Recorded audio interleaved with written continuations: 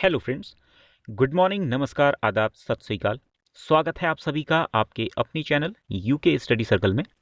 Friends, आज है 20 जनवरी और आज के इस वीडियो में हम बात करेंगे उत्तराखंड और देश दुनिया की महत्वपूर्ण खबरों से संबंधित टॉप 10 करंट अफेयर्स क्वेश्चंस पर। इसके बाद चर्चा की जाएगी पिछले वीडियो के दौरान पूछे गए क्वेश्चन पर और सबसे अंत में होगा क्वेश्चन ऑफ द डे यानी आज का सवाल। फ्रेंड्स, आज के वीडियो से रिलेटेड पीडीएफ के लिए आप हमारे Telegram channel UK study circle को ज्वाइन कर सकते हैं, जिसका लिंक नीचे डिस्क्रिप्शन में दे दिया जाएगा, या फिर आप इसे अपने टेलीग्राम पर यूके स्टडी सर्कल सर्च करके भी ज्वाइन कर सकते हैं। तो आइए शुरू करते हैं आज के करंट अफेयर्स का वीडियो। तो फ्रेंड्स, आज का पहला क्वेश्चन है, हाल ही में निम्नलिखित में से किसके द्वारा मां बाराही धाम के बग्वाल मेले को राजकीय मेला घोषित किया गया है? इसके ऑप्शन है सतपाल महाराज, त्रिवेंद्र सिंह रावत, हरक सिंह रावत या मदन कौशिक। और सही आंसर है ऑप्शन ए, सतपाल महाराज द्वारा। मां बाराही धाम लोहाघाट अल्मोड़ा मार्ग पर लोहाघाट से लगभग 45 किलोमीटर की दूरी पर स्थित है। यह स्थान देवीधुरा के नाम से जाना जाता है और चंपावत जिले की पाटी तहसील के अंतर्गत आता है। समुद्र तल से इसकी ऊंचाई लगभग 6500 फीट है। यहाँ श्रावण शुक्ल एकादशी से कृष्ण जन्माष्टमी तक अनेक आयामों को छूने वाले एक मेला यहाँ पर आयोजित किया जाता है, जिसका प्रमुख आकर्षण है बग्वाल। यहाँ पर जो बग्वाल खेली जाती है, यह जो मेला है वह प्रतिवर्ष रक्षाबंधन के अवसर पर श्रावण पौर्णमासी के दिन आयोजित किया जाता है। फ्रेंड्स, बग्वाल एक तरह का पाषाण युद्ध है, जिसे देखने कोने कोने से दर्शनार्थी आते हैं। यहाँ पर पाषाण यानी पत्थर से एक युद्ध खेला जाता है, खेल खेला जाता है। हालांकि अब पत्थर के स्थान पर फलों का प्रयोग किया जाने लगा है। यह जो स्थल है, ये देवीधुरा का मां बाराही धाम, यहाँ में पर महाभारत में पांडवों की अज्ञातवास से जुड़ी बहुत सारी जानकारी है और पौराणिक, धार्मिक और ऐतिहासिक घटनाओं से जुड़ी हुई भी बहुत सारी चीजें यहाँ पर मिलती हैं। बढ़ते हैं आज के दूसरे क्वेश्चन की तरफ। रन ऑफ रिवर पद्धति पर आधारित नदी परियोजना इनमें से कौन सी है? इसके ऑप्शंस हैं पश्चिमी धौलीगंगा, उत्तरी धौलीगंगा, पूर्वी धौलीगंगा या दक्षिणी धौलीगंगा। और सही आंसर है ऑप्शन सी, पूर्वी धौलीगंगा। रन ऑफ रिवर जल विद्युत परियोजना यानी ऐसी परियोजना जिसमें नदियों के जल प्रवाह में बिना बाधा डाले यानी बिना कोई डैम बनाए जल विद्युत का उत्पादन किया जाता है। इस नदी मार्ग में बिना बड़े बांध बनाए प्रवाहित जल का उपयोग किया जाता है। जैसे नॉर्मली बिजली उत्पादन के लिए पहले एक बड़ा बांध बनाया जाता है, जैसे टिहरी में बहुत बड़ा बांध बना हुआ है, और उसके बाद वहाँ से फिर हाइड्रो इलेक्ट्रिसिटी जनरेट की जाती है। लेकिन जो ये परियोजना है, इसमें ऐसा नहीं किया गया है। इसमें प्रवाहित जो धारा है उसी का उपयोग किया गया है हाइड्रो इलेक्ट्रिसिटी बनाने के लिए। जो ये धौलीगंगा नदी है, ये विष्णुप्रयाग में अलकनंदा नदी के साथ मिल जाती है।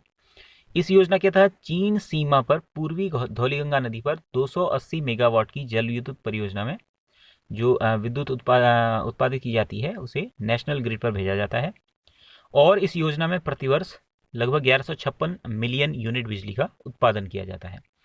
अगला क्वेश्चन है, उत्तराखंड ग्राम विकास विभाग द्वारा उत्तराखंड आजीविका ऐप लॉन्च किया गया है। आपने बताना है इस ऐप के निर्माण में किसकी सहायता ली गई है? ऑप्शंस है यूएनडीपी, यूनिसेफ, यूनेस्को या आईएमएफ। और सही आंसर है option A, UNDP, United Nations Development Programme. Uttarakhand ग्राम विकास विभाग द्वारा यूएनडीपी की सहायता से निर्मित उत्तराखंड आजीविका ऐप लॉन्च किया गया है। यह ऐप ग्रामीण महिलाओं को आजीविका संवर्धन के लिए आवश्यक जानकारी और सूचना प्रदान करेगा। इसके साथ ही राज्य रोजगार गारंटी परिषद की बैठक के दौरान मुख्यमंत्री त्रिवेंद्र सिंह रावत ने घोषणा की कि जो मनरेगा जॉब कार्ड धारकों को अभी 100 दिन काम की गारंटी की जो योजना है, उसे 100 दिन के स्थान पर 150 दिन किया जाएगा, यानी इन्हें 150 दिन का काम दिलाया जाएगा गारंटीड। मनरेगा के तहत यहाँ पर बात कर लें कि मनरेगा के तहत भुगतान और जॉब कार्ड सत्यापन में उत्तराखंड का जो देश में स्थान है वो दूसरा स्थान है, दूसरी रैंकिंग है इसकी। बढ़ते हैं अगले क्वेश्चन की तरफ। हाल ही में एनर्जी एफिशिएंट पीएनजी बर्नर निम्नलिखित में से किस संस्थान द्वारा विकसित किया गया है? तो ये आईआईटीज द्वारा बनाया गया है, आईआईपी द्वारा, आईआईएम्स द्वारा, या फिर इनमें से कोई नहीं। और इसका सही आंसर है option B, IIP, Indian Institute of Petroleum, भारतीय पेट्रोलियम संस्थान द्वारा बनाया गया है। पाइप्ड नेचुरल गैस यानी पीएनजी बर्नर, इसे भारतीय पेट्रोलियम संस्थान आईआईपी देहरादून के वैज्ञानिकों द्वारा विकसित किया गया है। इस पीएनजी बर्नर चूल्हे के इस्तेमाल से घरों में 30% तक गैस बचत की जा सकती है। अभी तक जो यूज़ कर रहे हैं पीएनजी में, इसमें रेट्रोफिटेड बर्नर का यूज़ किया जाता है। इसके स्थान पर अगर आईआईपी द्वारा बनाए गए इस बर्नर का इस्तेमाल करेंगे तो 30% तक गैस की बचत की जा सकती है। इस पीएनजी बर्नर को देश में 10 लाख परिवारों तक पहुंचाने के लिए एनर्जी एफिशिएंसी सर्विसेज लिमिटेड द्वारा पेट्रोलियम कंजर्वेशन रिसर्च एसोसिएशन के साथ एमओयू किया गया है, यानी समझौता किया गया है। इसके लिए देश में पीएनजी बर्नर के इस्तेमाल को बढ़ाने के लिए आईआईटी नहीं होगा, ये आईआईपी होगा। आईआईपी द्वारा 40 कंपनियों को लाइसेंस दिया गया है। देश में पाइप नेचुरल गैस नेटवर्क बनाने का और उसे बढ़ाने का जो कार्य किया जा रहा है, ये GAIL gas authority of India limited द्वारा किया जा रहा है।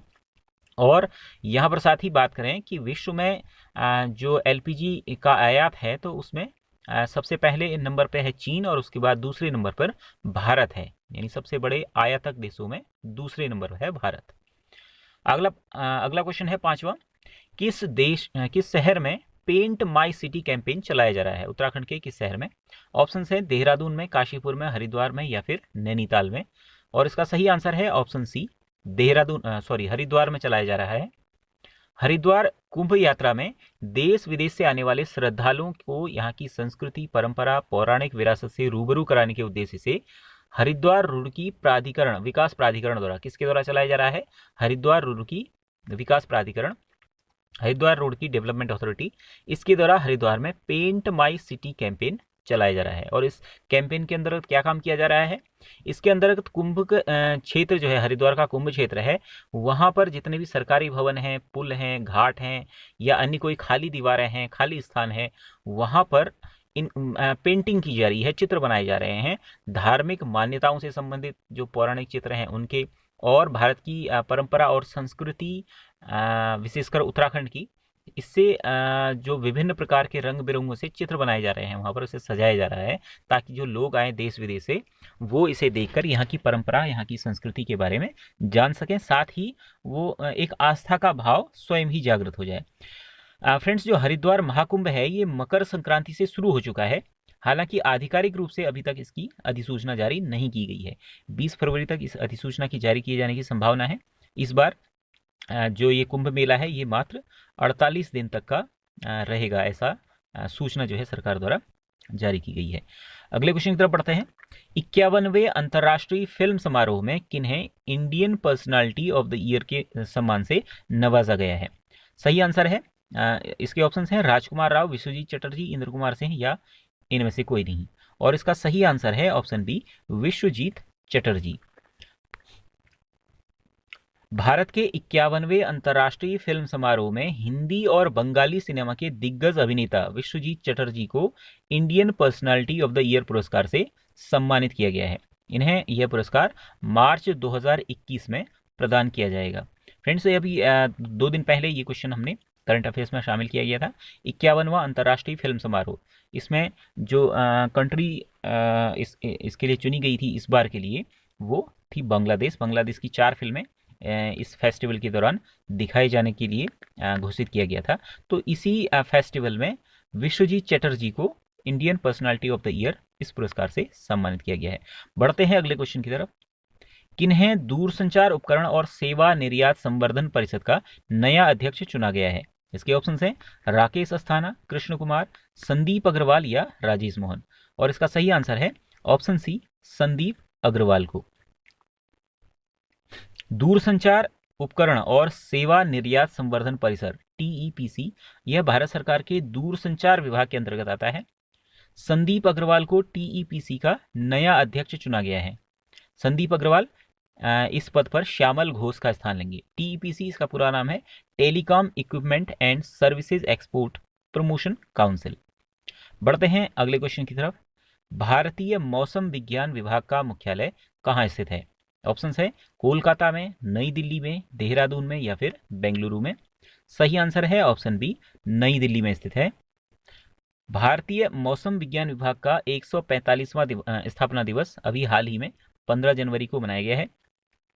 इस अवसर पर पृथ्वी विज्ञान मंत्री डॉक्टर हर्षवर्धन ने मुक्तेश्वर उत्तराखंड के मुक्तेश्वर में और हिमाचल प्रदेश के कुफरी में डॉपलर वेदर रडार स्टेशन का उद्घाटन किया और 2020 के दौरान चक्रवात गड़बड़ी पर रिपोर्ट भी जारी की। फ्रेंड्स, बात करें इंडियन मेट्रोलॉजिकल डिपार्टमेंट की, तो आईएमडी यानी इंडियन मेट्रोलॉजिकल डिपार्टमेंट, इसकी स्थापना की गई थी 1875 में। तब कोलकाता में स्थापना की गई थी। उसके बाद 1905 में इसे हिमाचल प्रदेश के शिमला स्थानांतरित किया गया, 1928 में पुणे में, और उसके बाद 1944 में फाइनली दिल्ली में इसे स्थानांतरित किया गया। आईएमडी जो है भारतीय मौसम विज्ञान विभाग, ये भारत सरकार के पृथ्वी विज्ञान मंत्रालय के अंतर्गत कार्य करता है। यह मौसम संबंधी अनुमान, मौसम संबंधी भविष्यवाणी, इसके साथ ही भूकंपीय भविष्यवाणी के लिए जिम्मेदार प्रमुख एजेंसी है। इसका जो क्षेत्रीय कार्यालय है भारत में, वो मुंबई में, कोलकाता में, नागपुर और पुणे में स्थित है। बढ़ते हैं आज के अगले क्वेश्चन की तरफ।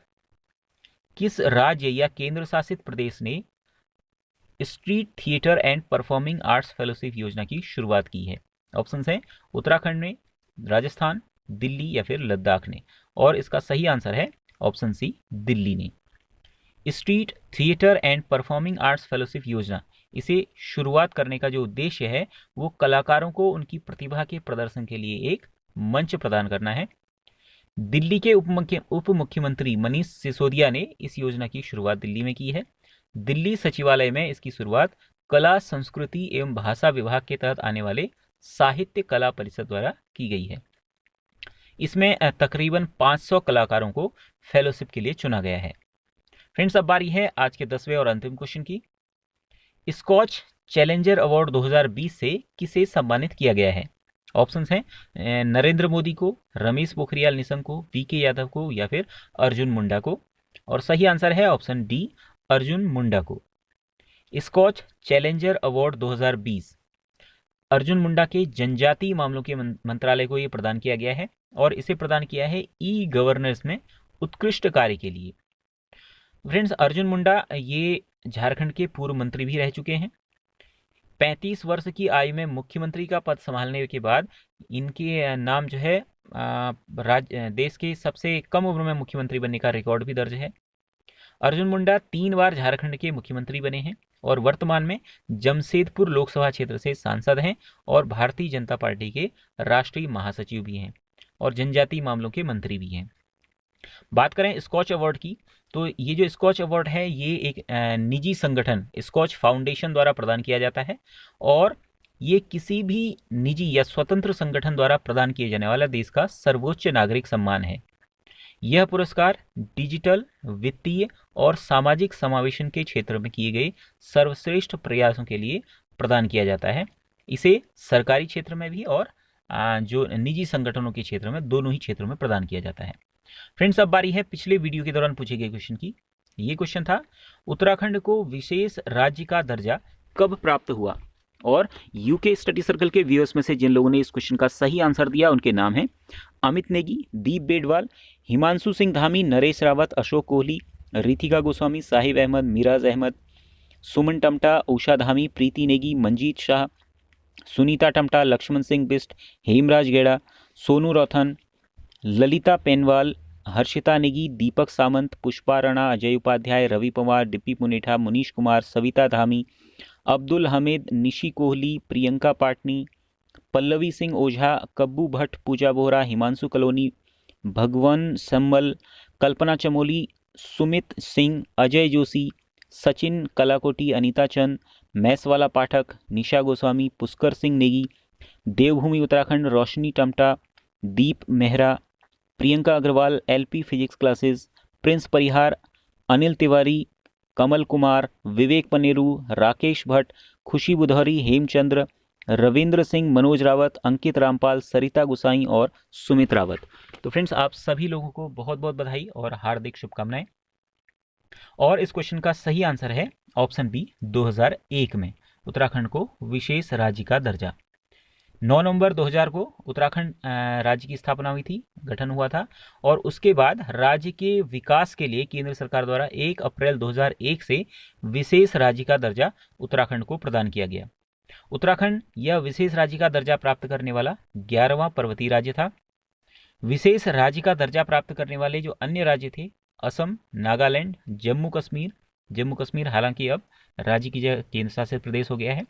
इसके अलावा हिमाचल प्रदेश, मणिपुर, मेघालय, त्रिपुरा, सिक्किम, मिजोरम और अरुणाचल प्रदेश, इन राज्यों को विशेष राज्य का दर्जा प्रदान किया गया था। विशेष राज्य का दर्जा जिन राज्यों को प्रदान किया जाता है उन्हें केंद्रीय सहायता में 90% हिस्सा अनुदान के रूप में मिलता है और बाकी का 10% हिस्सा ऋण के रूप में मिलता है जो उन्हें वापस करना होता है। जबकि अन्य राज्यों में जो भी सहायता मिलती है उसमें 70% हिस्सा जो है वो अनुदान के रूप में और 30% हिस्सा ऋण के रूप में मिलता है। फ्रेंड्स, अब बारी है क्वेश्चन ऑफ द डे यानी आज के क्वेश्चन की।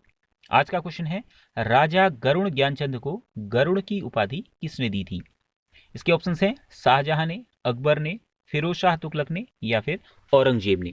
फ्रेंड्स, इस क्वेश्चन का आंसर यदि आपको मालूम है तो हमें कमेंट बॉक्स में लिखकर जरूर बताइएगा और आज का यह वीडियो आपको कैसा लगा ये भी हमें कमेंट बॉक्स में जरूर बताइएगा।